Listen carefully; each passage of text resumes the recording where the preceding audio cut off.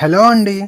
ఈరోజు సెషన్‌లో మనం టాప్ 50 హిస్టరీ బిట్స్ మరియు ఎక్స్‌ప్లనేషన్స్ యొక్క పార్ట్ 5ని చూద్దాం. మనం ఇప్పటికే పార్ట్ 1 మరియు పార్ట్ 2 అలాగే పార్ట్ 3 మరియు పార్ట్ 4 గురించి చూసాము. ఎవరైనా చూడని వారు ఉంటే పార్ట్ 1 మరియు పార్ట్ 2 అలాగే పార్ట్ 3 మరియు పార్ట్ 4 యొక్క లింక్ డిస్క్రిప్షన్‌లో ఇస్తాను చూడండి. ఇక ఈ సెషన్‌లో బిట్స్ చాలా ఇంపార్టెంట్ అండి. ఇవి చాలా డెప్త్‌గా ఉండబోతున్నాయి. ఇవి రాబోయే అన్ని కాంపిటీటివ్ ఎగ్జామ్స్‌కు ఉపయోగపడతాయి. ఇది మీకు మంచి మాక్ టెస్ట్‌లా ఉపయోగపడుతుంది. సో, ప్రతి ప్రశ్నకు ఆన్సర్ చేయడానికి ట్రై చేయండి. ఇక ఈ 50 ప్రశ్నల్లో ఎన్నింటికి కరెక్ట్‌గా ఆన్సర్ చేయగలిగారో కింద కామెంట్‌లో చెప్పండి. ఇక ఈ కంటెంట్ మీకు యూజ్ అవుతుంది అనిపిస్తే లైవ్‌ని ఖచ్చితంగా లైక్ చేయండి. అలాగే కాంపిటీటివ్ ఎగ్జామ్స్‌కి ప్రిపేర్ అవుతున్న మీ ఫ్రెండ్స్ అందరికీ షేర్ చేయండి. ఇక ఈరోజు సెషన్‌ని స్టార్ట్ చేద్దాం. పోర్చుగీసు వారు ప్రవేశపెట్టిన బ్లూ వాటర్ పాలసీ యొక్క ప్రధాన లక్ష్యం ఏమిటి? ఏ. గోవాను రాజధానిగా చేయడం. బి. మత మార్పిడులను ప్రోత్సహించడం. సి. మొఘల్ చక్రవర్తితో స్నేహం చేయడం. డి. హిందూ మహాసముద్రంపై నౌకాదళ ఆధిపత్యాన్ని స్థాపించడం. ఆన్సర్ వచ్చేసి ఆప్షన్ డి. హిందూ మహాసముద్రంపై నౌకాదళ ఆధిపత్యాన్ని స్థాపించడం. మొదటి భారత Portuguese governor Francisco de Almeida blue water పాలసీని తీసుకొచ్చారు. భూభాగంపై కోటలు కట్టడం కంటే సముద్రంపై పట్టు సాధిస్తేనే వాణిజ్యం తమ చేతుల్లో ఉంటుందని పోర్చుగీసు వారు బ్లూ వాటర్ పాలసీని తీసుకొచ్చారు. 1857 తిరుగుబాటు సమయంలో బహదూర్ షా జాఫర్ను అరెస్టు చేసిన బ్రిటిష్ అధికారి ఎవరు? A. John Nicholson. B. William Hudson. C. Henry Lawrence. D. Colin Campbell. Answer చేసి ఆప్షన్ బి. William Hudson. 1857 తిరుగుబాటు సమయంలో బహదూర్ షా జాఫర్ను అరెస్టు చేసిన బ్రిటిష్ అధికారి విలియం హడ్సన్. హుమాయూన్ సమాధి వద్ద దాచుకున్న బహదూర్ షా జాఫర్ను మేజర్ హడ్సన్ అరెస్టు చేసి మయన్మార్లోని రంగూన్కు పంపించారు. అలాగే హడ్సన్ బహదూర్ షా జాఫర్ యొక్క ఇద్దరు కుమారులను కూడా కాల్చి చంపాడు. 1857 తిరుగుబాటును నిజమైన జాతీయ విముక్త పోరాటం అని అభివర్ణించిన బ్రిటిష్ పార్లమెంట్ సభ్యుడు ఎవరు? A. Benjamin Disraeli. B. Lord Dalhousie. C. John Lawrence. D. William Gladstone. Answer వచ్చేసి ఆప్షన్ ఏ. బెంజమిన్ డిజ్రాయోలి.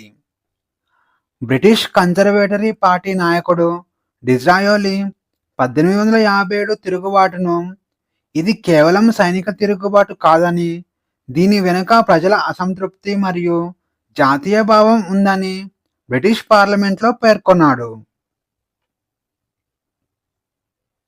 భారత జాతీయ కాంగ్రెస్ ఏర్పాటు సమయంలో భారత వైస్రాయ్ ఎవరు? A. Lord Ripon. B. Lord Lytton. C. Lord Dufferin. D. Lord Curzon. Answer వచ్చేసి ఆప్షన్ సి. Lord Dufferin. భారత జాతీయ కాంగ్రెస్ను 1885 సంవత్సరం డిసెంబర్ 28న ముంబైలో ఏర్పాటు చేశారు. ఇక భారత జాతీయ కాంగ్రెస్ను ఏర్పాటు చేసిన సమయంలో భారత వైస్రాయ్గా లార్డ్ డఫ్రిన్ ఉన్నారు.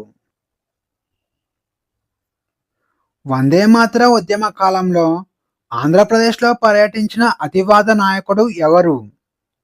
ఏ. Lala Lajpat Rai. B. Balgangadhar Tilak. C. Bipin Chandrapal. D. Aurobindo Ghosh. Answer వచ్చేసి ఆప్షన్ సి బిపిన్ చంద్రపాల్. ఇండియాలో వందే మాతర ఉద్యమం 1905 సంవత్సరం నుంచి 1911 సంవత్సరం వరకు జరిగింది. ఈ ఉద్యమంలో భాగంగా అతివాద నాయకుడు బిపిన్ చంద్రపాల్ 1907 సంవత్సరంలో ఆంధ్రప్రదేశ్లోని మచిలీపట్నం, రాజమండ్రి వంటి ప్రాంతాలలో పర్యటించి ఉద్యమ స్ఫూర్తిని రగిల్చాడు. హోమ్ రూల్ ఉద్యమంలో అనిబిసెంట్కు సహకరించిన ముఖ్య నాయకుడు ఎవరు? A Jawaharlal Nehru, B BP Wadia, C Bhagat Singh, D Sardar Patel. Answer వచ్చేసి ఆప్షన్ బి బిపి వాడియా. ఇండియాలో హోమ్ రూల్ ఉద్యమం 1916 సంవత్సరంలో జరిగింది. All India home rule league స్థాపించిన అనిబిసెంట్కు బిపి వాడియా మరియు జార్జ్ అరుండెల్ సహాయం చేశారు. వీరు అడయార్ కేంద్రంగా చేసుకొని పనిచేశారు. 1857 తిరుగుబాటు తర్వాత భారత సైన్యంలో యూరోపియన్ల సంఖ్యను పెంచాలని సూచించిన కమిషన్ ఏది? A Hunter commission, B Simon commission, C Whitley commission, D Peel commission. Answer వచ్చేసి ఆప్షన్ డి పీల్ కమిషన్. 1857 తిరుగుబాటు తర్వాత భారత సైన్యంలో యూరోపియన్ల సంఖ్యను పెంచాలని పీల్ కమిషన్ సూచించింది. భవిష్యత్తులో తిరుగుబాట్లు రాకుండా చూసుకోవడానికి పీల్ కమిటీ సూచన మేరకు బెంగాల్ సైన్యంలో భారతీయులు మరియు యూరోపియన్ల నిష్పత్తి 2:1గా మార్చారు. కింది వారిలో వందవాసి యుద్ధం ఎవరి మధ్య జరిగింది? ఏ బ్రిటిష్ మరియు ఫ్రెంచ్, బి బ్రిటిష్ మరియు డచ్, సి ఫ్రెంచ్ మరియు పోర్చుగీస్, డి డచ్ మరియు పోర్చుగీస్. ఆన్సర్ వచ్చేసి ఆప్షన్ ఏ బ్రిటిష్ మరియు ఫ్రెంచ్. ఆంగ్లో కర్ణాటిక్ యుద్ధంలో భాగంగా బ్రిటిష్ వారు మరియు ఫ్రెంచ్ వారి మధ్య జరిగిన మూడవ యుద్ధమే వందవాసి యుద్ధం. ఈ యుద్ధం 1760 సంవత్సరంలో జరిగింది. ఇక ఈ యుద్ధంలో British general sir Eyre Coote French సేనాని కౌంట్ డి లాలీని ఓడించాడు. ఈ యుద్ధంతో ఇండియాలో ఫ్రెంచ్ వారి రాజకీయ ఆధిపత్యం పూర్తిగా ముగిసిపోయింది. బెంగాల్ విభజనను రద్దు చేస్తున్నట్లు బ్రిటిష్ ప్రభుత్వం ఏ సంవత్సరంలో ప్రకటించింది? ఏ 1909, బి 1911, సి 1912, డి 1916. ఆన్సర్ వచ్చేసి ఆప్షన్ బి 1911. 1911 సంవత్సరంలో జరిగిన ఢిల్లీ దర్బారు సందర్భంగా 5వ జార్జ్ చక్రవర్తి బెంగాల్ విభజనను రద్దు చేశారు. ఈ సమయంలో ఇండియా యొక్క రాజధానిని కోల్కతా నుంచి ఢిల్లీకి మార్చారు. ఇక ఈ సమయంలో ఇండియా వాయిస్రాయ్గా లార్డ్ హార్డింజ్ II ఉన్నాడు. ఇండియన్ మిర్రర్ వార్తాపత్రికను ఎవరు సంపాదకీయం చేసి ప్రచురించారు? A Amitav Ghosh, B Rabindranath Tagore, C Sumit Ganguly, D Debendranath Tagore. Answer వచ్చేసి option D Debendranath Tagore. India Mirror వార్తాపత్రికను మన్మోహన్ ఘోష్ మరియు దేవేంద్రనాథ్ ఠాగూర్ సంపాదకీయం చేసి ప్రచురించారు. ఈ వార్తాపత్రికను 1861 సంవత్సరంలో కలకత్తాలో ప్రారంభించారు. కింది వాటిలో గోకుల్ దాస్ తేజ్పాల్ సంస్కృత పాఠశాలకు సంబంధించినది ఏది? ఏ భారత జాతీయ కాంగ్రెస్ మొదటి సమావేశం, బి భారత జాతీయ కాంగ్రెస్ రెండవ సమావేశం. సి. భారత జాతీయ కాంగ్రెస్ మూడవ సమావేశం. డి. గాంధీజీ మొదటి ఉపవాసం.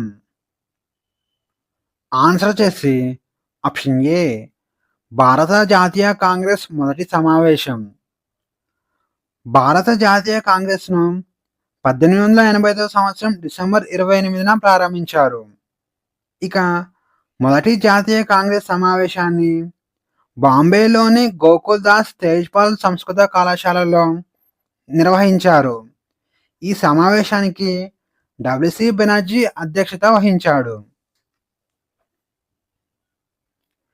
ఇండియా తరపున ఇండియన్ సివిల్ సర్వీసెస్లో చేరిన మొదటి వ్యక్తి ఎవరు? A. Manmohan Ghosh. B. Uday Singh. C. Rabindranath Tagore. D. Satyendranath Tagore. Answer వచ్చేసి option D Satyendranath Tagore. India తరపున ఇండియన్ సివిల్ సర్వీసెస్లో చేరిన మొదటి వ్యక్తి సత్యేంద్రనాథ్ ఠాగూర్. సత్యేంద్రనాథ్ ఠాగూర్ 1864 సంవత్సరంలో ఇండియన్ సివిల్ సర్వీసెస్లో చేరాడు. ఇక ఇతను బాంబే ప్రెసిడెన్సీకి నియమించబడ్డాడు. సహాయ నిరాకరణ ఉద్యమంను నిలిపివేయడానికి కారణం ఏమిటి? ఏ. గాంధీజీని 5 సంవత్సరాలు అరెస్టు చేశారు. బి. భారత నాయకుల డిమాండ్లను బ్రిటిష్ ప్రభుత్వం అంగీకరించింది. సి. చౌరీ చౌరాలో హింస చెలరేగింది. డి. ప్రజలు ఈ ఉద్యమానికి మద్దతు ఇవ్వలేదు. ఆన్సర్ చేసి ఆప్షన్ సి చౌరీ చౌరాలో హింస చెలరేగింది. చౌరీ చౌరా సంఘటన 1922 ఫిబ్రవరి 5న జరిగింది. ఉత్తరప్రదేశ్లోని గోరఖ్పూర్ జిల్లాలో ఉద్యమంలో పాల్గొన్న నిరసనకారులు పోలీసులతో గొడవపడ్డారు. దీంతో పోలీసులు కాల్పులు జరపాల్సి వచ్చింది. ఈ సంఘటన ఫలితంగా 3 పౌరులు మరియు 22 మంది పోలీసులు మరణించారు. దీంతో ఫిబ్రవరి 12, 1922న మహాత్మా గాంధీ జాతీయ స్థాయిలో సహాయ నిరాకరణ ఉద్యమాన్ని నిలిపివేశాడు. చాలామంది లైవ్ చూస్తున్నారు కానీ లైక్ చేయట్లేదండి. ఈ కంటెంట్ మీకు యూజ్ అవుతుంది అనిపిస్తే ఖచ్చితంగా అందరూ లైవ్ని లైక్ చేయండి. సో దీనివల్ల మీలాగా కాంపిటేటివ్ ఎగ్జామ్స్కి ప్రిపేర్ అవుతున్న వారికి కూడా ఈ లైవ్ని సజెస్ట్ చేస్తుంది. సో దీనివల్ల మీరు కూడా నలుగురికి హెల్ప్ చేసిన వారు అవుతారు. సో అందరూ ఖచ్చితంగా లైవ్ని లైక్ చేయండి. కింది సంఘటనలలో దేని ఫలితంగా స్వరాజ్ పార్టీ ఏర్పడింది? ఏ. చౌరీ చౌరా సంఘటన. బి. క్విట్ ఇండియా ఉద్యమం. C. Simon Commission. D. Bardoli సత్యాగ్రహం. ఆన్సర్ చేసి ఆప్షన్ ఏ చౌరీ చౌరా సంఘటన. స్వరాజ్ పార్టీను జనవరి 9, 1923న ఏర్పాటు చేశారు. ఈ సంస్థకు అధ్యక్షుడిగా చిత్తరంజన్ దాస్ ఉన్నాడు. అలాగే కార్యదర్శిగా మోతీలాల్ నెహ్రూ ఉన్నారు. ఇక ఫిబ్రవరి 5, 1922న గాంధీజీ సహాయ నిరాకరణ ఉద్యమాన్ని నిలిపివేసినందుకు వ్యతిరేకంగా ఈ సంస్థ ఏర్పడింది. మహాత్మా గాంధీ ఎన్నిసార్లు నోబెల్ శాంతి బహుమతికి నామినేట్ అయ్యారు? ఏ. 3 సార్లు. బి. 5 సార్లు. సి. 7 సార్లు. డి. ఒక్కసారి కూడా నామినేట్ కాలేదు. ఆన్సర్ వచ్చేసి ఆప్షన్ బి 5 సార్లు. మహాత్మా గాంధీ 1937 నుంచి 1948 మధ్య 5 సార్లు శాంతి బహుమతికి నామినేట్ అయ్యారు. కానీ ఒక్కసారి కూడా నోబెల్ బహుమతిని గెలుచుకోలేదు. 1948 సంవత్సరంలో శాంతి బహుమతి నామినేషన్ల ముగింపు తేదీకి 2 రోజుల ముందర అనగా జనవరి 30, 1948న గాంధీజీ హత్యకు గురయ్యారు. కింది వాటిలో లార్డ్ హార్డింజ్పై దాడికి సంబంధించినది ఏది? ఏ గదర్ కుట్ర, బి హిందూ జర్మన్ కుట్ర, సి ఢిల్లీ కుట్ర, డి సిల్క్ లెటర్ కుట్ర. ఆన్సర్ వచ్చేసి ఆప్షన్ సి ఢిల్లీ కుట్ర. ఢిల్లీ కుట్ర కేసును ఢిల్లీ లాహోర్ కుట్ర కేసు అని కూడా అంటారు. 1912 డిసెంబర్ 23న ఈ దాడి జరిగింది. ఇక లార్డ్ హార్డింజ్ కలకత్తా నుంచి ఢిల్లీ బదిలీ కార్యక్రమం జరుగుతుండగా బాంబు దాడి జరిగింది. రాజ్ బిహార్ బోస్ ఈ దాడిని నిర్వహించాడు. ఈ దాడిలో లార్డ్ హార్డింజ్కు తీవ్ర గాయాలు అయినప్పటికీ ప్రాణాలతో బయటపడ్డాడు. సర్వెంట్స్ ఆఫ్ ఇండియా సొసైటీని ఎవరు స్థాపించారు? A Balgangadhar Tilak, B MN Roy, C Majumdar, D Gopalkrishna Gokhale. Answer వచ్చేసి option D Gopalkrishna Gokhale. Servants of India సొసైటీని జూన్ 12, 1905 సంవత్సరంలో గోపాలకృష్ణ గోఖలే స్థాపించాడు. సామాజిక మరియు మానవ అభివృద్ధికి ప్రోత్సహించడానికి, అలాగే ఇండియాలో బ్రిటిష్ పాలనను అంతం చేయడానికి సర్వెంట్స్ ఆఫ్ ఇండియా సొసైటీని స్థాపించారు. ఈ సంస్థను పూణేలో స్థాపించారు. కింది వాటిలో ఏ సంవత్సరంలో గాంధీ ఇర్విన్ ఒప్పందంపై సంతకం చేశారు? ఏ 1939, బి 1929, సి 1942, డి 1931. ఆన్సర్ వచ్చేసి ఆప్షన్ డి 1931. గాంధీ ఇర్విన్ ఒప్పందంపై రెండవ రౌండ్ టేబుల్ సమావేశానికి ముందు మహాత్మా గాంధీ మరియు అప్పటి భారత వైస్రాయ్ లార్డ్ ఇర్విన్లు సంతకం చేశారు. ఈ ఒప్పందం మార్చి 5, 1931 సంవత్సరంలో లండన్లో జరిగింది. కింది సంఘటనలలో కాలానుక్రమంగా అమర్చిన జాబితా ఏది? ఏ మౌంటేగు ఆగస్టు ప్రకటన, మౌంటేగు చెమ్స్ఫోర్డ్ సంస్కరణలు, జలియన్ వాలాబాగ్, అఖిల భారత్ ఖిలాఫత్ సమావేశం. బి మౌంటేగు ఆగస్టు ప్రతిపాదన, జలియన్ వాలాబాగ్, అఖిల భారత్ ఖిలాఫత్ సమావేశం, మౌంటేగు చెమ్స్ఫోర్డ్ సంస్కరణలు. సి జలియన్ వాలాబాగ్, మౌంటేగ్ చెమ్స్ఫోర్డ్ సంస్కరణలు, మౌంటేగ్ ఆగస్టు ప్రకటన, అఖిల భారత్ ఖిలాఫత్ సమావేశం. డి అఖిల భారత్ ఖిలాఫత్ సమావేశం, జలియన్ వాలాబాగ్, మౌంటేగ్ ఆగస్టు ప్రకటన, మౌంటేగ్ చెమ్స్ఫోర్డ్ సంస్కరణలు. ఆన్సర్ చేసి ఆప్షన్ ఏ మౌంటేగు ఆగస్టు ప్రకటన, మౌంటేగు చెమ్స్ఫోర్డ్ సంస్కరణలు, జలియన్ వాలాబాగ్, అఖిల భారత ఖిలాఫత్ సమావేశం. సర్ ఎడ్విన్ మౌంటేగ్ ఆగస్టు ప్రకటన ఆగస్టు 20, 1917 సంవత్సరంలో జరిగింది. ఇక మౌంటేగ్ చెమ్స్ఫోర్డ్ సంస్కరణలు ఆగస్టు ప్రకటన ఆధారంగా జూలై 8, 1918 సంవత్సరంలో జరిగింది. ఇక జలియన్ వాలాబాగ్ ఉదంతం ఏప్రిల్ 13, 1919 జరిగింది. ఇక అఖిల భారత్ ఖిలాఫత్ సమావేశం నవంబర్ 24, 1919 జరిగింది. కింది వారిలో భారతదేశానికి ఎక్కువ కాలం పనిచేసిన వాయిస్రాయ్ ఎవరు? ఏ రెండవ Lord Minto, B Lord Linlithgow, C Lord Wavell, D Lord Wellington. Answer చేసి ఆప్షన్ బి లార్డ్ లిన్లిత్గో. భారతదేశానికి ఎక్కువ కాలం పనిచేసిన viceroy Lord Linlithgow. Lord Linlithgow 1936 సంవత్సరం నుంచి 1943 సంవత్సరం వరకు భారతదేశ వైస్రాయ్గా పనిచేశాడు. మొత్తం 7 సంవత్సరాలు ఇండియాకు వైస్రాయ్గా ఉన్నాడు.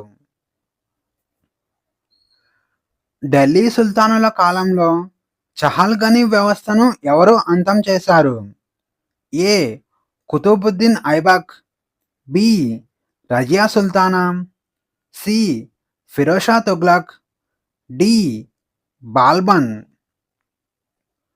ఆన్సర్ చేసి ఆప్షన్ డి బాల్బన్. ఢిల్లీ సుల్తానుల కాలంలో ఇల్టుట్మిష్ చహల్గనీ వ్యవస్థను ఏర్పాటు చేశాడు. ఈ వ్యవస్థ సుల్తాన్ అధికారాన్ని సవాలు చేసే స్థాయికి వెళ్ళింది. అందుకే బాల్బన్ చహల్గనీ వ్యవస్థను అంతం చేశాడు.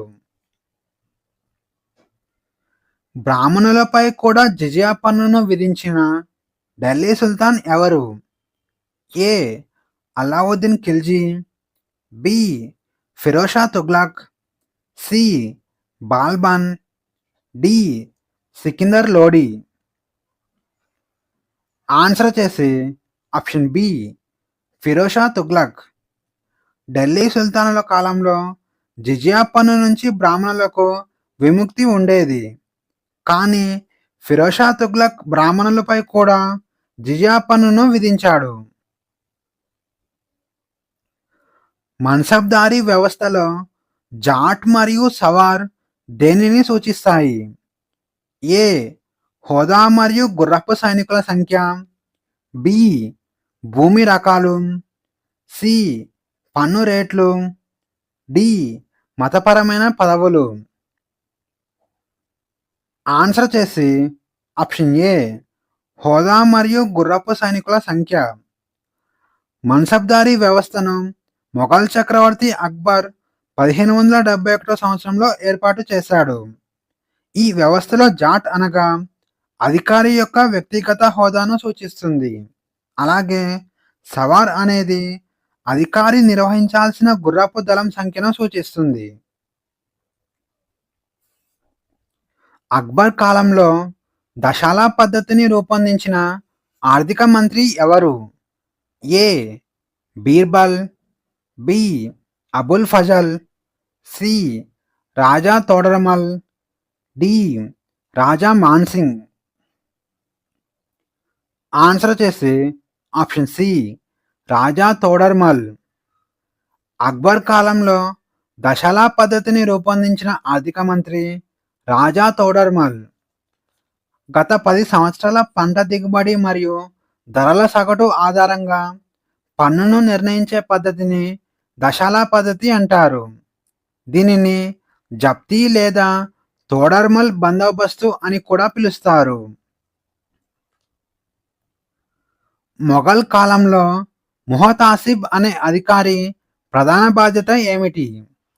ఏ. సైనిక సమీకరణ, బి. షరియత్ చట్టాలను పర్యవేక్షించడం, సి. విదేశీ వ్యవహారాలు, డి. కోశాగారం నిర్వహణ. ఆన్సర్ చేసి ఆప్షన్ బి షరియత్ చట్టాలను పర్యవేక్షించడం. మొఘల్ కాలంలో ఔరంగజేబు ముహతాసిబ్లను నియమించాడు.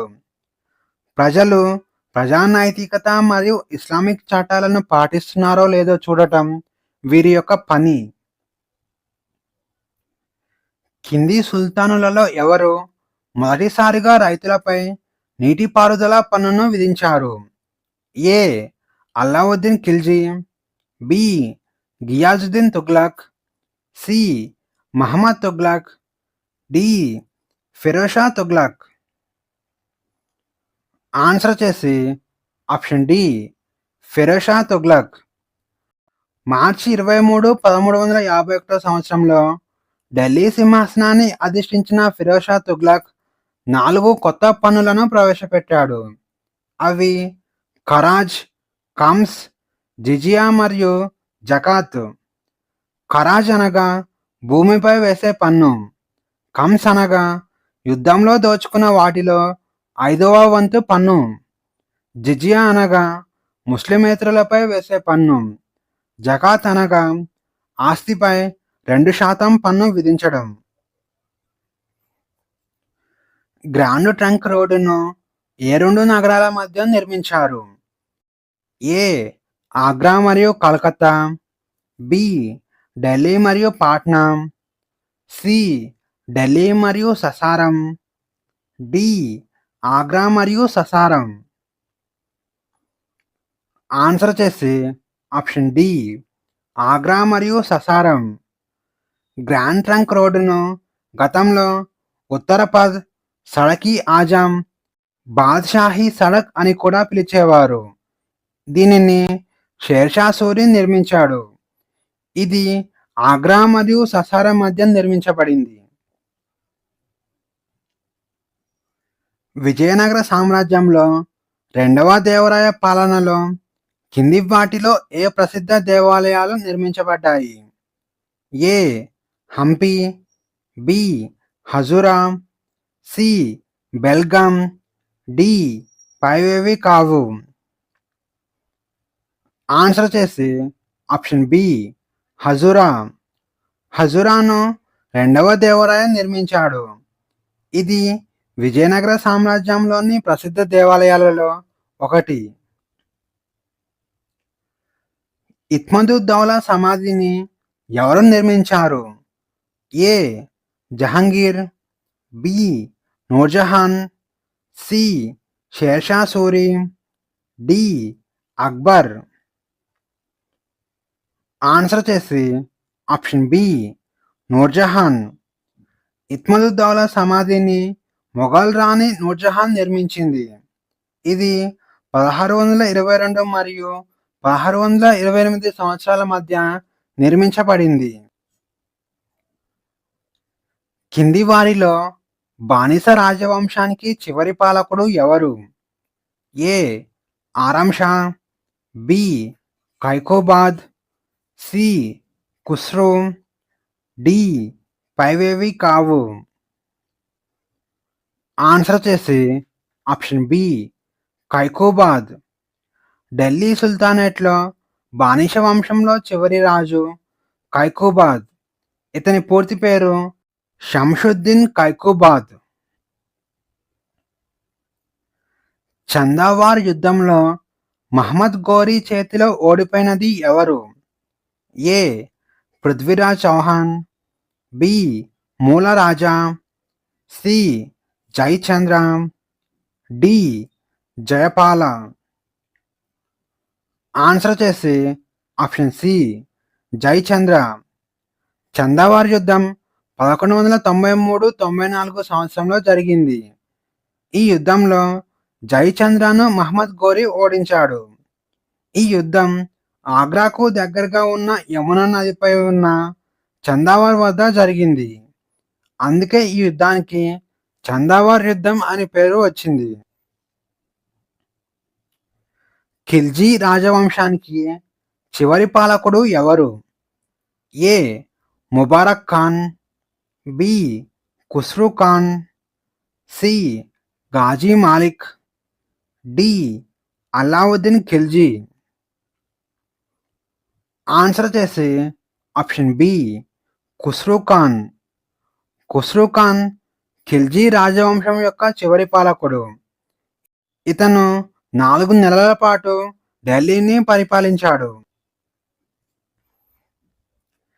బీజాపూర్ సుల్తానేట్ను ఎవరు స్థాపించారు? ఏ రెండవ మహ్మద్, బి రెండవ మొరాద్, సి ఇబ్రహీం జుబైరీ, డి యూసఫ్ ఆదిల్ షా.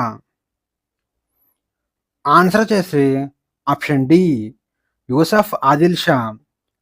యూసఫ్ ఆదిల్ షా 1490 సంవత్సరంలో బీజాపూర్ సుల్తానేట్ను స్థాపించాడు.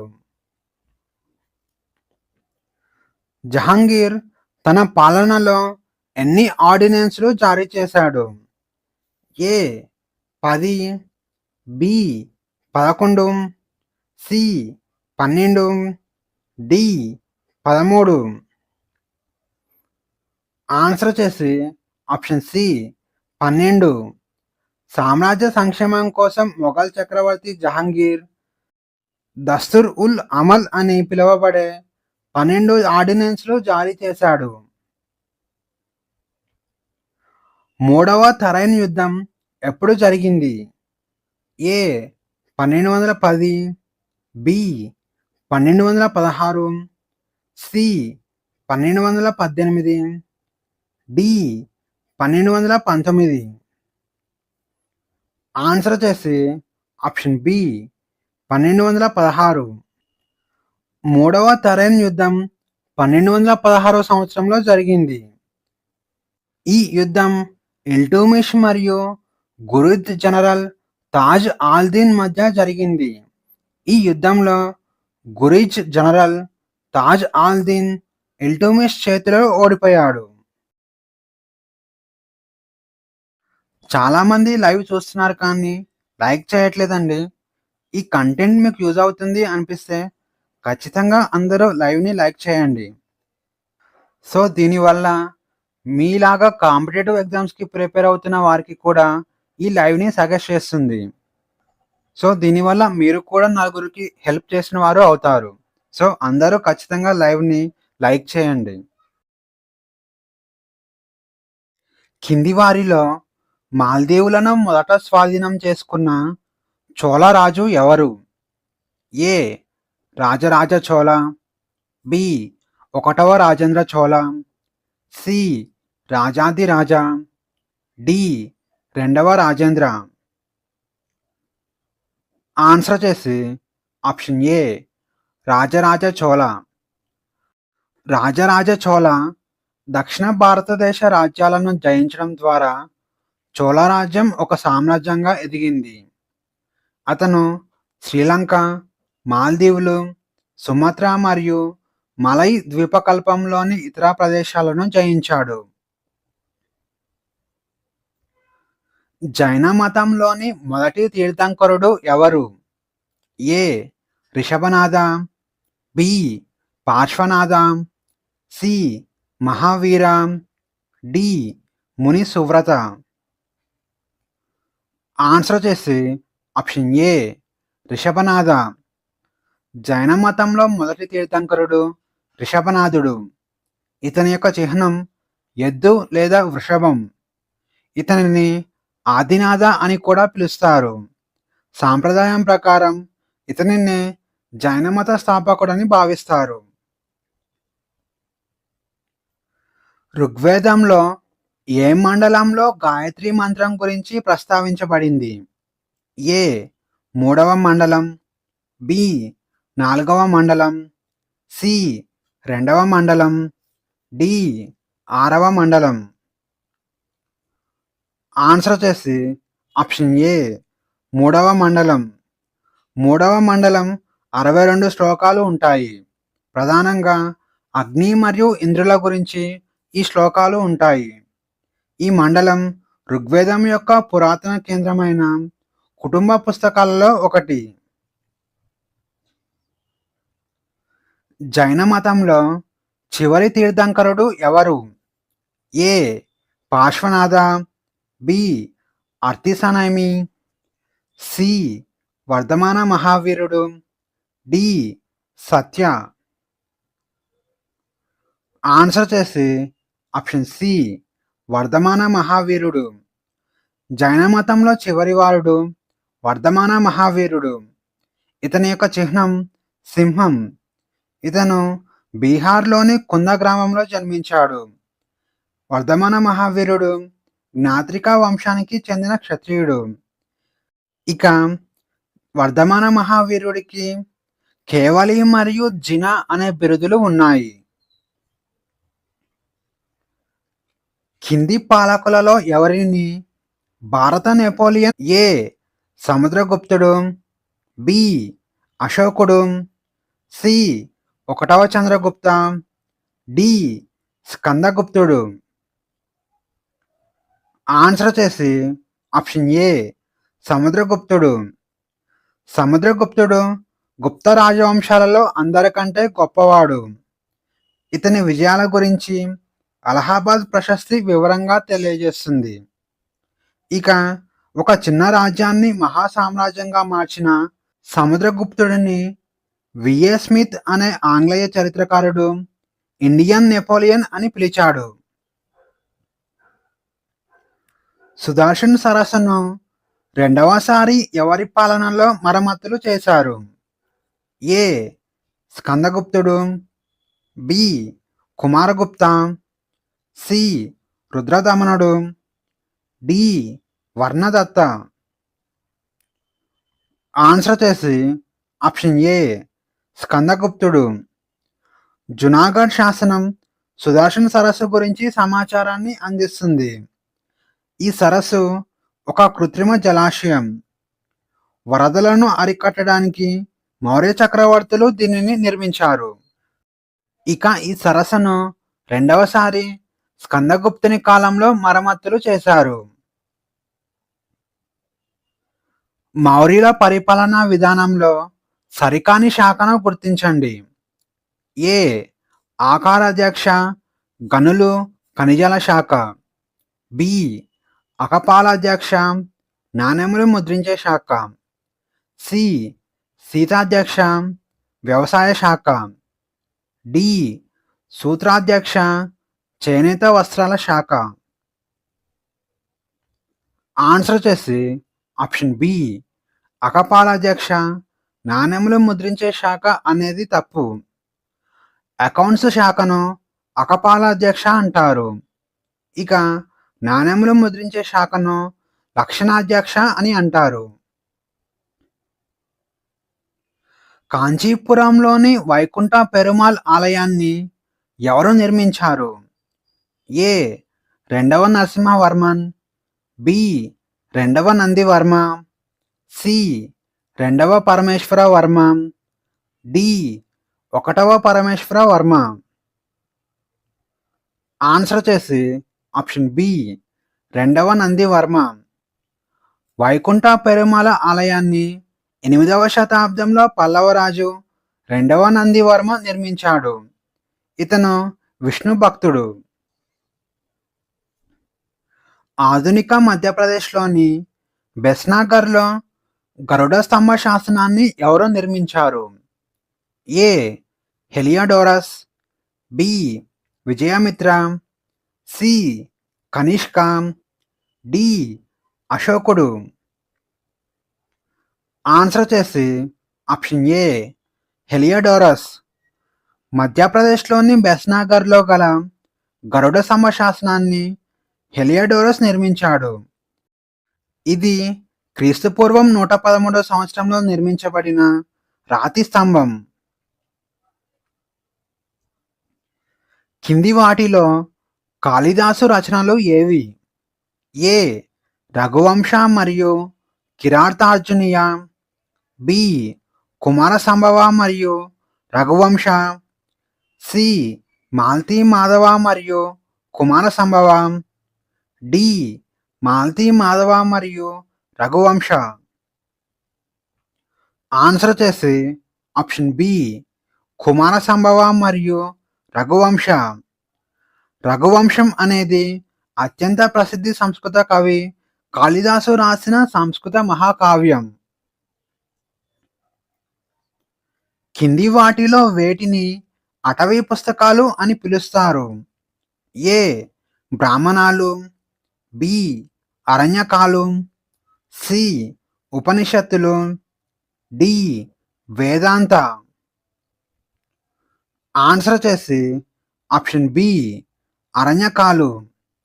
అరణ్యకాలను అటవీ పుస్తకాలు అని పిలుస్తారు. ఎందుకంటే వీటిని ప్రధానంగా అడవులలో నివసించే సన్యాసులు తమ విద్యార్థుల కోసం రచించారు. బుద్ధుడికి జ్ఞానోదయం అయిన ప్రసిద్ధ ప్రదేశం బుద్ధగయ ఏ నది ఒడ్డున ఉంది? ఏ. కోసి, బి. గంగా, సి. నిరంజన, డి. వెంగంగా. ఆన్సర్ చేసి ఆప్షన్ సి నిరంజన. గౌతమ బుద్ధుడు బుద్ధగయ వద్ద రావి చెట్టు కింద జ్ఞానోదయం పొందాడు. బౌద్ధ మతం యొక్క ఈ పవిత్ర స్థలం నిరంజన నది ఒడ్డున ఉంది. వజ్జీ మహాజానపదం రాజధాని ఏది? A. Kushinara, B. Vaishali, C. Pava, D Shaktimati. Answer వచ్చేసి ఆప్షన్ బి వైశాలి. వజ్జి తిరహట్ విభాగంలో గంగా నదికి ఉత్తరాన ఉన్న ఒక మహాజనపదం. ఇది 8 లేదా 9 వంశాల సమాఖ్య. కింది వారిలో కామశోక అని ఎవరిని పిలువబడింది? A Brihadratha, B Ashoka, C Susima, D Bimbisara. Answer వచ్చేసి ఆప్షన్ బి అశోక. మౌర్య సామ్రాజ్య సింహాసనాన్ని అధిష్ఠించిన తర్వాత అశోకరాజు అనేక సంవత్సరాలు ఆనందకరమైన జీవిత కార్యకలాపాలలో గడిపాడు. అందుకే ఇతనిని కామశోక అని కూడా పిలుస్తారు. మౌర్య సామ్రాజ్య పరిపాలనా వ్యవస్థలో పన్ను వసూలకు బాధ్యత వహించిన కమిటీ ఏది? A Shanga committee, B Samaharta committee, C Mahajanapada committee, D Prajapati committee. Answer వచ్చేసి option B Samaharta committee. Maurya సామ్రాజ్యంలో పన్ను వసూలకు సమహర్త కమిటీ బాధ్యత వహించింది. సమహర్త ప్రధాన పన్ను వసూలు చేసేవాడు అని అర్థం. సో ఇదండి ఈ రోజుటి టాప్ 50 హిస్టరీ బిట్స్ మరియు ఎక్స్ప్లెనేషన్స్ యొక్క పార్ట్ 5. మొత్తం 50 ప్రశ్నల్లో ఎన్నింటికి కరెక్ట్గా ఆన్సర్ చేయగలిగారో కామెంట్లో చెప్పండి. ఇక ఈ కంటెంట్ మీకు యూజ్ అయింది అనిపిస్తే లైవ్ని లైక్ చేయండి. అలాగే కాంపిటేటివ్ ఎగ్జామ్స్కి ప్రిపేర్ అవుతున్న మీ ఫ్రెండ్స్ అందరికీ షేర్ చేయండి. మళ్ళీ నెక్స్ట్ లైవ్లో కలుద్దాం. Thank you.